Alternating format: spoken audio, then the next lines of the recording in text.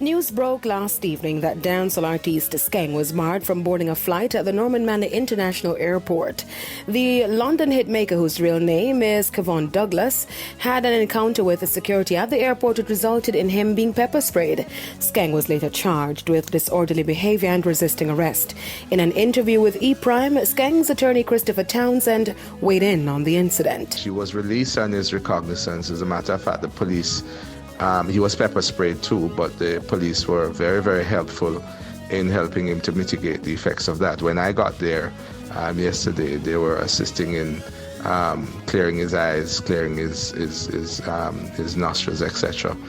Of the irritant. Despite his protocol issues at the airport, Skeng is scheduled to headline the Revival Return of Dancehall event, which is scheduled to take place in Trinidad on May 28. Townsend states that the artist will honor all sold-out concerts. I can also confirm at this point that the airlines have absolutely no problem with him. They have a better understanding now as to what happened at the airport. He is able to fly and he will be able to meet all the obligations in the Caribbean, all the shows. Skeng was offered bail and he is to return to court on June 21. The popular artist has been one of the most viewed artists in Jamaica on YouTube over the last 12 months.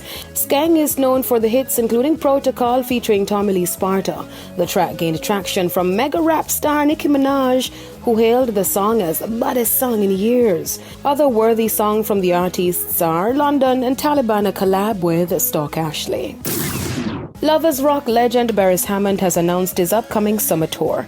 The tour is scheduled to kick off on September 2 with Beres Hammond's Solid Love concert in Florida before making stops in Brooklyn, Orlando, Fort Lauderdale and Atlanta.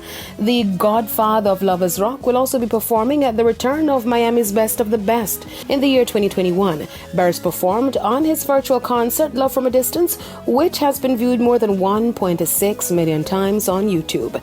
Beres Hammond also released the singles Holy Kana and God is Love, which featured dancehall artist Popcorn. Minister Marion Hall, formerly known as Lady Saw, recently took to social media to clear the air about making an appearance on the return of Reggae Sumfest for 2022. In this video shared online, Minister Hall noted that the Down Sound Entertainment team has been in communication with her manager Delroy Escoffrey about her being featured amongst this year's star-studded lineup. Down Sound been talking to my manager about coming on the gospel night.